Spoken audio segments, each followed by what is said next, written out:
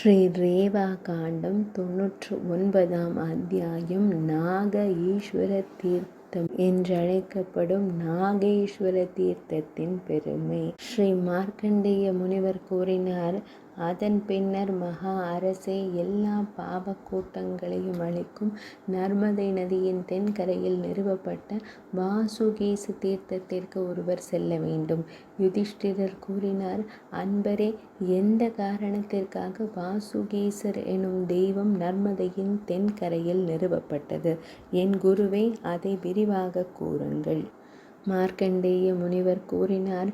இது கண்ணுக்கு புலப்படும் உலக பொருள்களை எல்லாம் படைத்து நிலைநிறுத்திய பின்னர் சம்புமூர்த்தி நடனமாடத் தொடங்கினார்.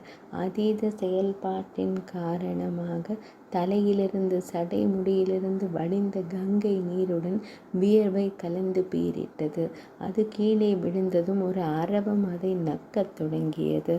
அப்பொழுது பரதனின் வழி தோன்றலே மந்தாகினி அந்த அரவத்தின் மீது கோபமடைந்து, அரவமே, அற்ப பிராணியே, நீ ஒரு மலைப்பாம்பாக மாறுவாய் என்று சபித்தாள். வாசுகி கூறினார்.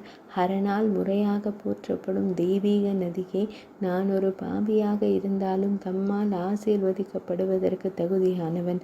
தாமே 3 உலகங்களையும் புனிதப்படுத்தும் புனிதமிக்க அற்புதமான நதி.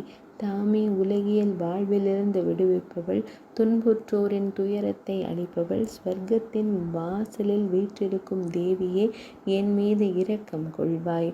கங்கை கூறினார். சங்கரனை மனதில் கொண்டு விந்திய மலையில் விரிவான தவம் செய்வாய். அதன் பின்னர் என் கட்டளைப்படி நீ உன் பழைய நிலையையும் நாகத்தின் நிலையையும் மீண்டும் பெறுவாய்.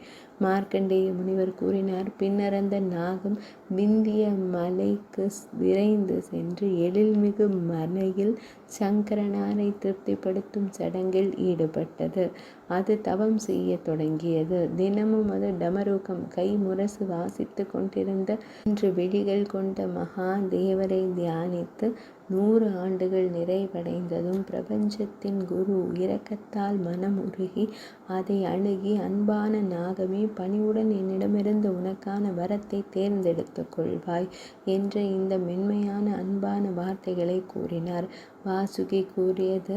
இறைவா, தாம் என் மீது பிரியப்பட்டால், சங்கரனாரே, தாம் எனக்கு ஒரு வரம் அளித்தால், தேவர்களின் இறைவா, எனக்கு பாபத்திலிருந்து விமோசனம் கிடைக்கட்டும்.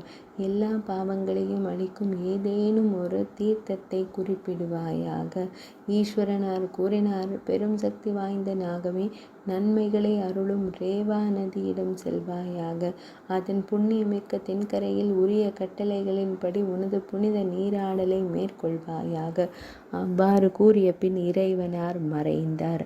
வாசுகி மிகுந்த அவசரத்தில் தனது மலைப்பாம்பு வடிவத்தில் நர்மதை நதியின் நீரில் நுழைந்தது. ஜானவி நதியின் சிறந்த நீரோட்டம் அவர் செல்லும் வழியோடு பாய்ந்தது. நர்மதை நதியின் நீரில் தனது எல்லா பாவங்களிலிருந்தும் விமோசனம் பெற்று அவர் மீண்டும் ஒரு நாகமாக மாறினார்.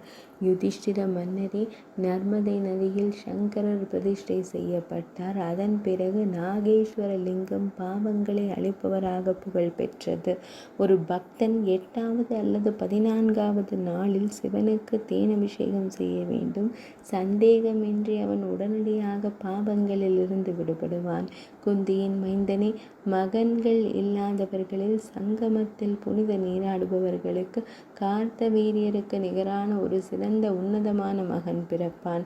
இளவரசே, அங்கேயே விரதமிருந்து ஸ்ரார்த்தம் செய்பவன் இறந்தவர்களை நரகத்திலிருந்து விடுவிப்பான். அவனுடைய குடும்பத்திலோ அல்லது உறவினர்களிடத்திலோ அரவங்களால் பயம் இருக்காது. நாகங்களின் அருளால் அவனது குடும்பம் குறைகளிலிருந்து விடுபட்டு மகிழும். இவ்வாறு மேன்மைமிகு அரசே, உம்மீதான என் அன்பின் காரணமாகவே அனைத்தும் உமக்கு எடுத்துரைக்கப்பட்டன. 99ஆம் அத்தியாயம் இனிதே நிறைவடைந்தது.